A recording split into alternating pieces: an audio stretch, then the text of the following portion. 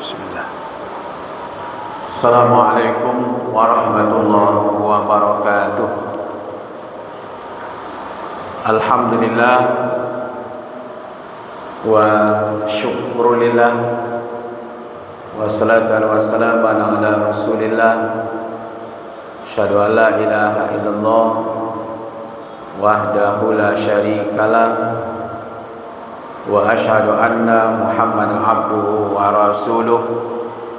Allahumma fassalli wa sallim ala Muhammad wa ala alihi wa ashabihi ajmain. Allahumma arhamna wa ahlana bil Qur'an. Allahumma akrimna wa ahlana bil Qur'an. Qala Allah Ta'ala fil Qur'anil Karim, a'udzu billahi minasy syaithanir rajim. Bismillahirrahmanirrahim. Wa la taqrabuz zina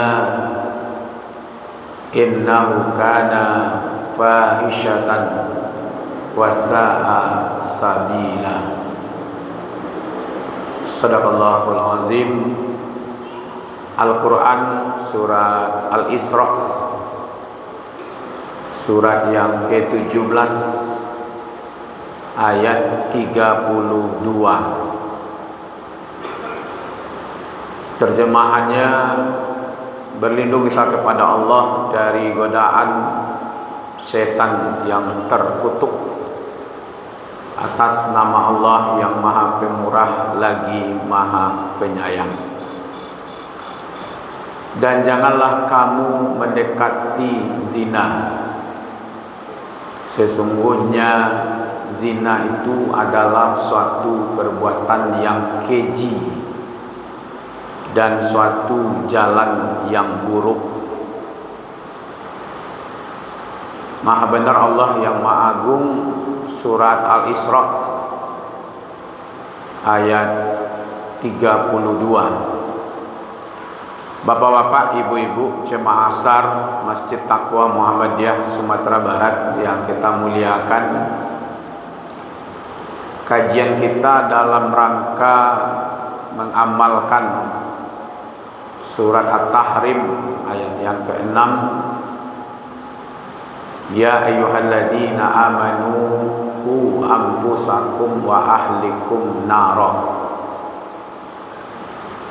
Wahai orang-orang yang beriman, peliharalah dirimu dan keluargamu dari api neraka. Dalam menjaga keluarga, maka kita bahas surat Al-Isra ayat 32, yakni tentang salah satu dosa besar. Di samping dosa besar, ini adalah perbuatan keji dan suatu perbuatan yang buruk. Apa itu? Adalah perzinaan atau perbuatan zina. Bertemunya dua alat kelamin yang tidak dimulai dengan akad nikah atau menikahi orang-orang yang diharamkan untuk dinikahi, baik haramnya karena nasab, baik haramnya karena perkawinan, atau haramnya karena mahram. Maka terjadi hubungan laki-laki dan perempuan dalam kondisi hal seperti itu, maka itu yang disebut dengan zina.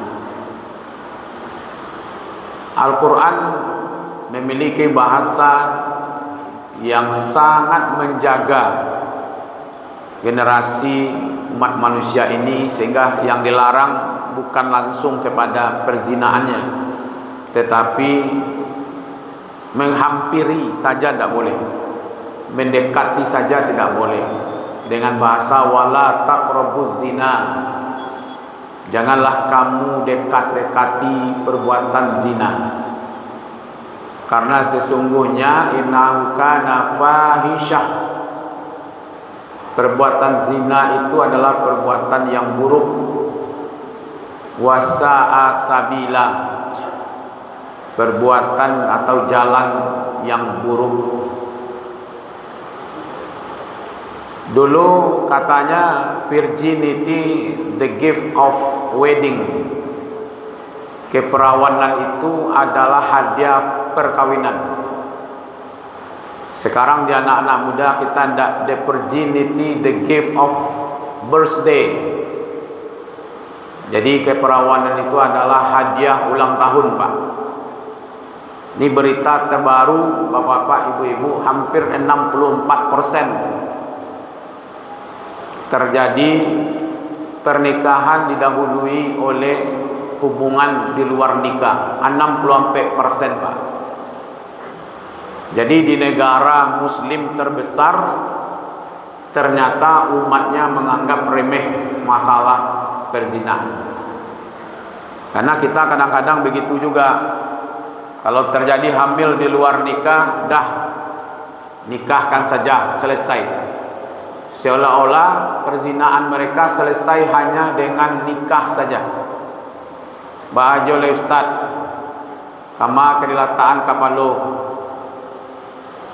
lah hamil lo di luar nikah, kecambo kama lo lah kedilataan kapalo, Pak. Anak hamil di luar nikah tu dipindah lo kapalo, kama kali pindahan kapalo. Yo ndak malu, Ustaz. Katikolah hamil di luar nikah terjadi perzinahan baru timbul malu. Padahal Al-Quran mengatakan az-zaniyatu waz-zani fajlidu kulla wahidin minhuma mi'ata jaldah. Laki-laki yang berzina, perempuan yang berzina yang belum menikah maka didera 100 kali mi'ata jaldah. Diambil pelepah kurma itu ada lapuan kayaknya tu, Pak. 100 kali banyaknya tu. Itu kan berat tu, Pak. Malah Rasulullah mengatakan bahwa orang-orang yang berzina, ya, qala Rasulullah sallallahu alaihi wasallam al-waladu lil firashi walil ahiril hajar.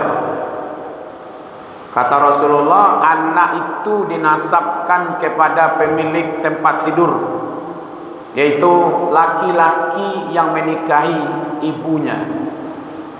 Jadi kalau terjadi pernikahan lalu lahir anak, anak itu dinasabkan kepada bapaknya. Kalau anak itu di luar nikah maka dinasabkan kepada ibunya.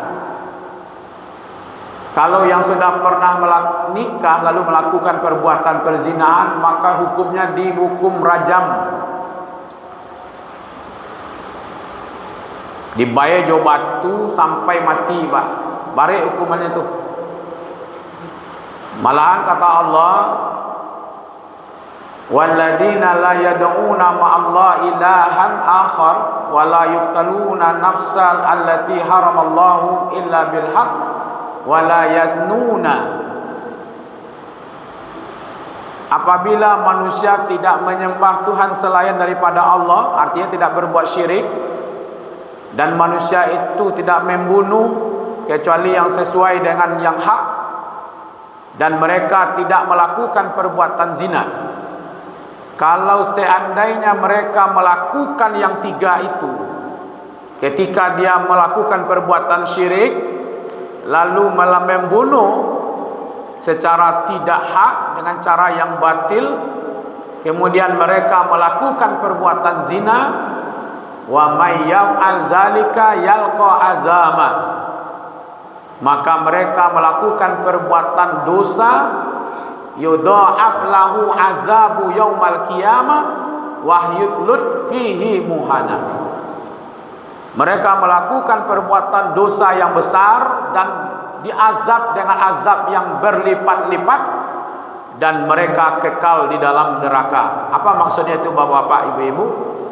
Ketika manusia itu berbuat syirik dan mati dalam kesyirikannya, ketika manusia itu membunuh lalu mati sebelum bertaubat, atau manusia itu melakukan perbuatan zina dan mati sebelum bertaubat, maka azabnya dilipatkan untuk dia dan dimasukkan ke dalam neraka dan kekal dalam neraka. Jadi berzina itu tidak bisa ubeknya menikah saja, Pak. Diajar bertaubat. Nah, ini marak sekarang bapak ibu-ibu yang dimuliakan.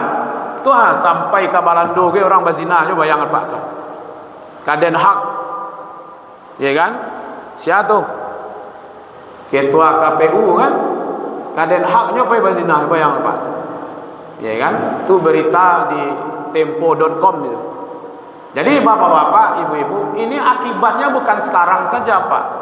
Kenapa dikatakan wasa'a sabila? Anak di luar nikah dinasabkan kepada ibunya. Berarti kalau dia perempuan, siapa yang menikahkannya? Menjadi walinya. Yang jadi walinya adalah wali hakim. Ya kan? Maka tidak berhak laki-laki yang menzinai ibunya, walaupun memang dia yang melakukan perbuatan zina. Nah, kalau dia tidak berhak melakukan untuk menikahkan, nanti kalau dia nikahkan artinya batal nikahnya.